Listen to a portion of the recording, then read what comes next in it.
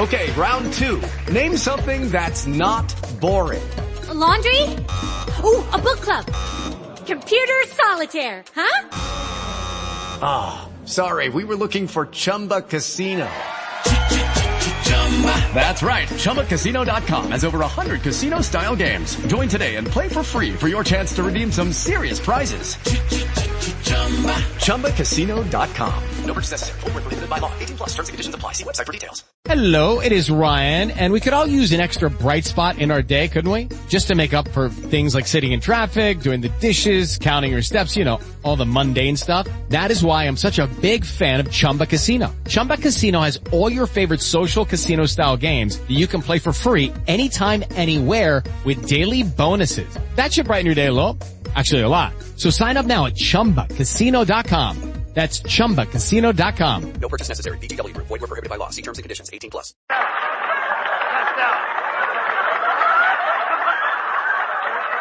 I don't blame you when you look at a fat little tub like that. Come here. Come over here. You're late again. Now, where have you been? Hey, Abbott, I just come from the contractor that's building my new house. It's going to be a house with 7 Grables. You mean 7 Gables? Nope, 7 Grables. When I build a house, I want it well built. You dummy, wasting your time with a contractor when you've only got 48 hours to get rid of that money that you won last week before income tax time was due. I'm trying to get rid of the money, Abbott. Well. Yesterday I bought a 1923 Maxwell for $75. But with it, I had to take $400 worth of accessories. $400 worth of accessories? Yes, I had to buy 2 horses to pull it. $400. You've got $38,000 to get rid of. And you've got to get rid of it and make sure that you don't get it back. Okay. I'll get rid of it so it'll never come back. How? I'll lend it to Europe.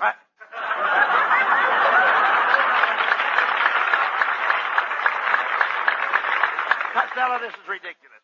Why don't you just take the $38,000 down to the income tax office and pay the tax on it? You can't do that, Abbott. I figured it out last night. And $38,000 will not pay the tax on $38,000.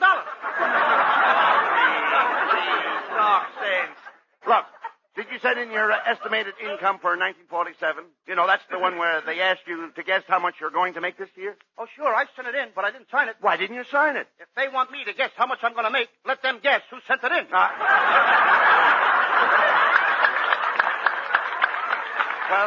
how about deductions? My what? Deductions. Like, when I file my tax, the man wanted to allow me $500 for my wife.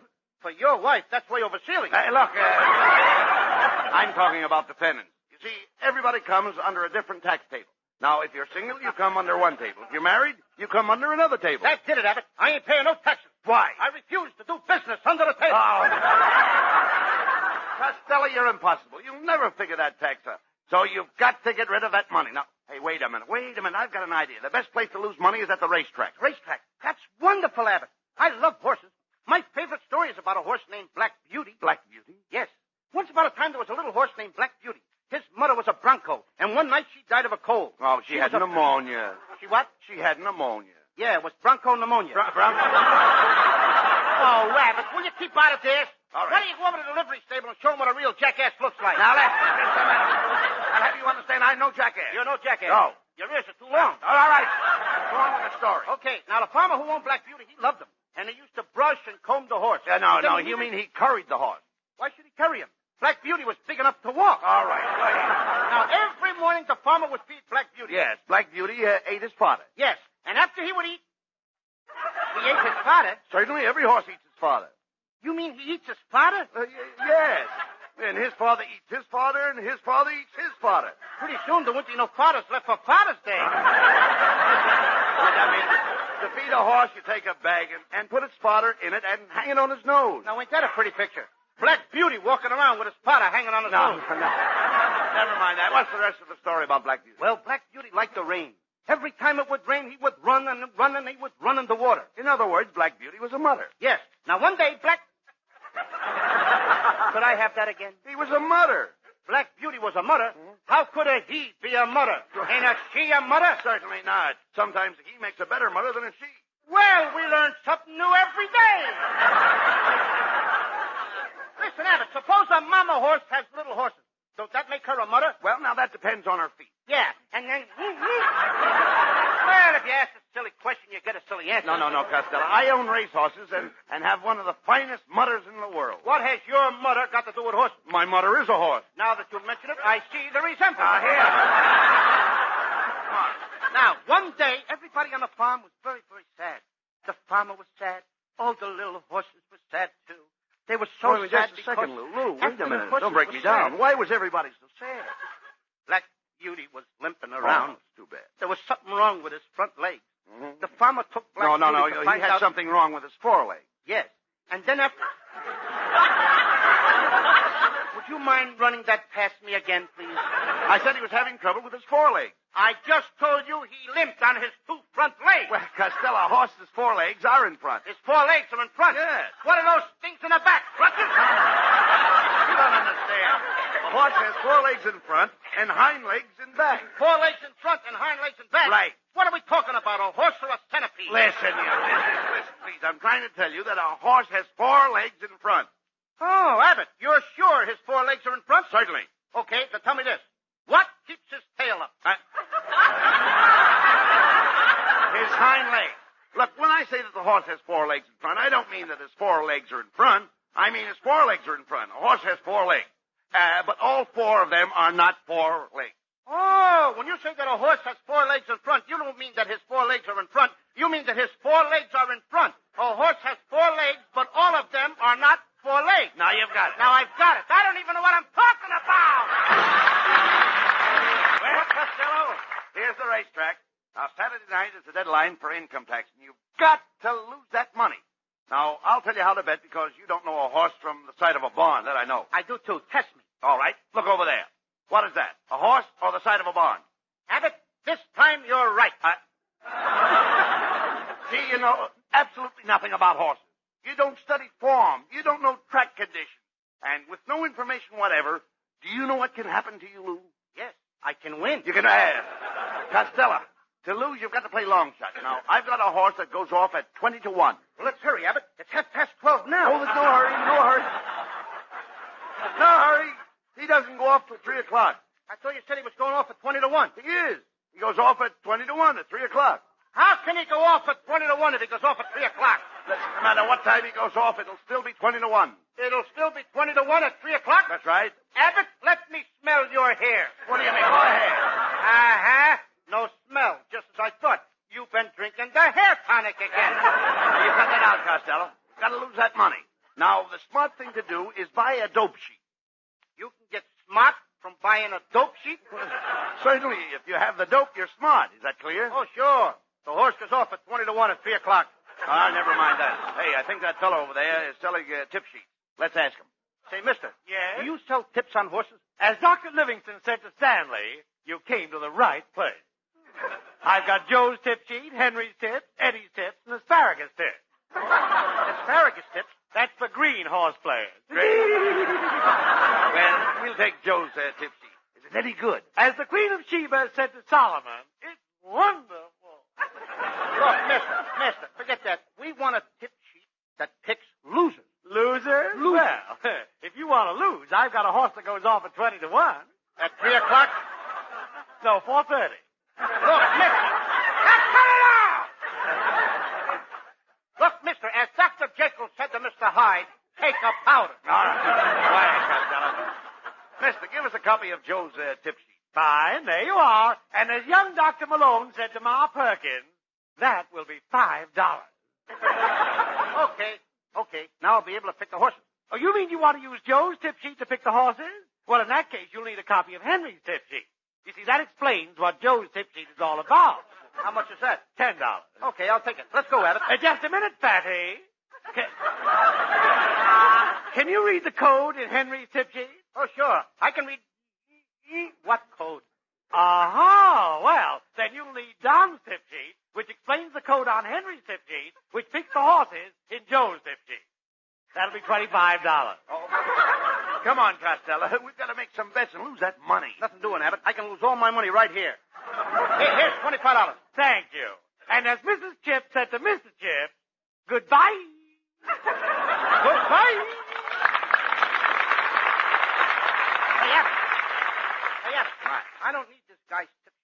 I got something right special from the feed box. What is it? They're delicious. Now, look, Costello. Hey, they're skinning in it. Maybe you can give us a loser. Hiya, fellas. Hey, what time is it? 3 o'clock. Good. I got a horse that goes off at 20 to 1. How can a horse go off at 20 to 1 at 3 o'clock? Now, just a minute. I'm the straight man. Skinny, Costello's got a lot of money to lose. Do you know any slow horses? Why, sure. Play Ashcan in the third. Now, wait a minute. Are you sure Ashcan is a slow horse? You're a slow horse. Boys, if Paul Revere had ridden Ashcan, you'd be doing your baseball routine about cricket. About cricket. I wonder how it would sound. Whom is on first? Right. Come on, Costello. Let's call for the first race. Let's get a bet down. I'm going to play Whirlpool. Here, mister, 500 on Whirlpool to win. They're off.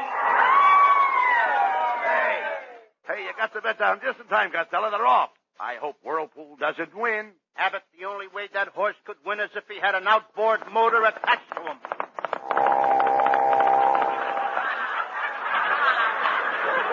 Well, he couldn't have won without it. You idiot. Now you've got more money than ever to get rid of. Hey, look. Look at that lady's program and see what she's marking. Maybe she'll pick a loser. Pardon me, madam. Could you sort of... Well, if it isn't Mr. Abbott and Mr. Costello. Oh, hello. You fat little mon, you. What are you doing here at the Racetrack? Racetrack? Oh, Abbott, you know what a racetrack is. That's where they ruin the hooses and the rooses. Oh, I love to come to the track and place my wagers with the bookmookers. What a co-inky-dinky. I come here to drink Coca-Cola and eat Frankfurter and try to pick a wiener.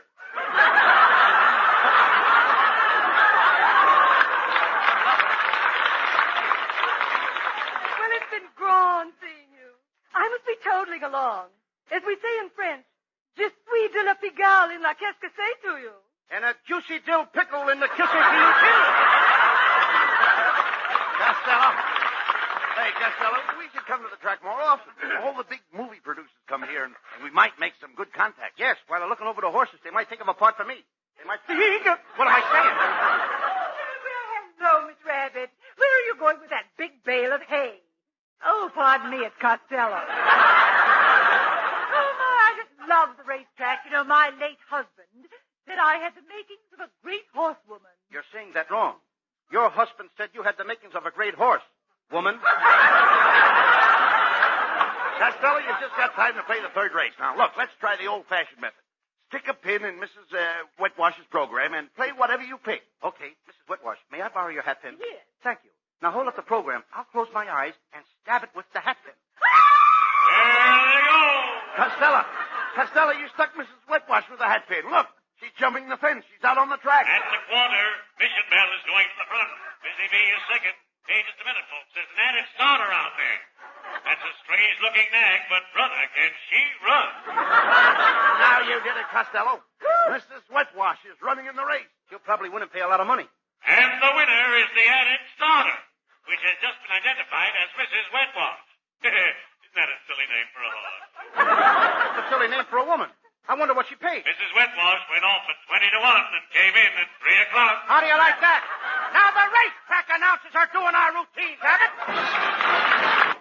Costello, we came to the racetrack today to lose money, and all you've done is win. Now, if you're stuck with that bankroll March 15th, you'll really be in trouble with your income tax. I can't help it, Abbott. Gambling runs in my family. My Uncle Artie Stebbins was a big gambler, too. He once crossed a racehorse with a chicken. Crossed a racehorse with a chicken? Yeah. What for? So it could lay odds.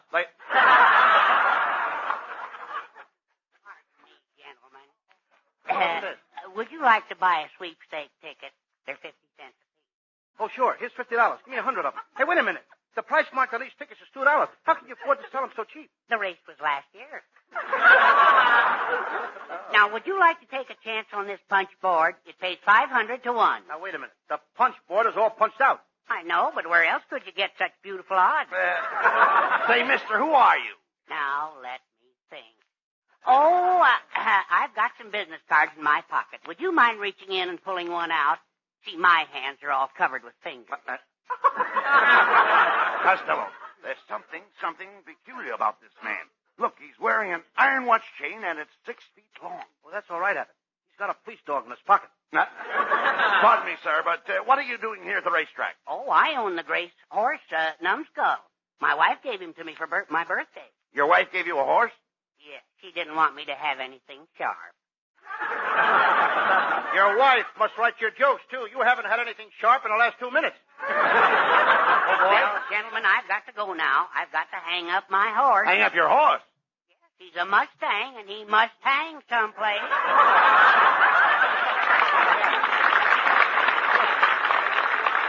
Abbott, they ought to send that guy to the United Nations conference. As a delegate? No, it's a problem. Oh.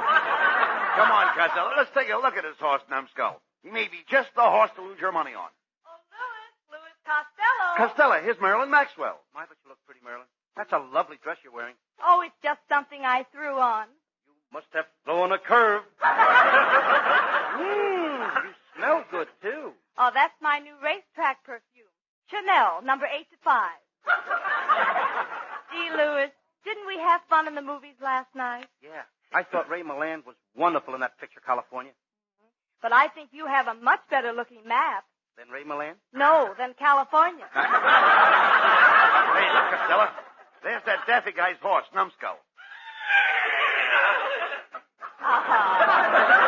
What a cute little horse. Come on, I'll introduce you to him. Numbskull, this is Marilyn.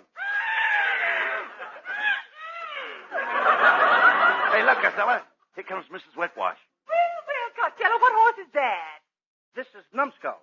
Numbskull, meet Mrs. Wetwash. Oh, what a clever horse. You know I love horses. Oh, can't get any men to go out with, huh? Now listen, little fat boy, you embarrassed me this afternoon. But I'll forgive you for making me run in that claiming race. I hope you noticed that I won. Yes, I also noticed that nobody claimed you. Well, come on, Mrs. Wetwash. Let's go make a bet on Numbskull. See you later, Louis. Hey, look, Costello. There's a pretty little filly. She cost $3,000. Her name is Mignon. $3,000 for a filly minion? That must include mushrooms and French fried potatoes. And look at the next stall, Costello. There's a mare with a colt. The mare has a colt? Yes. Well, if he's got a colt, why don't somebody give him a handkerchief?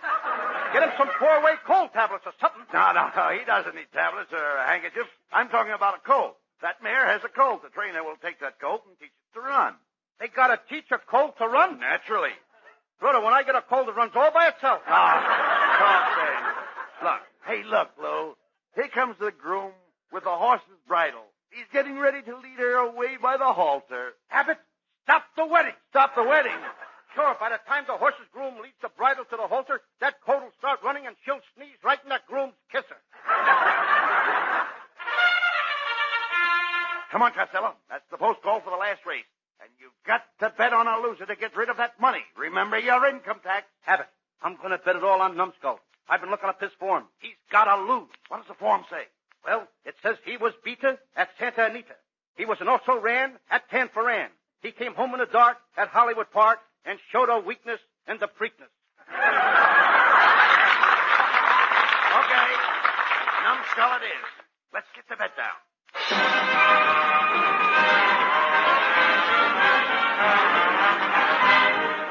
Quarter race, folks. At the quarter, it's Numbskull by 2 lengths.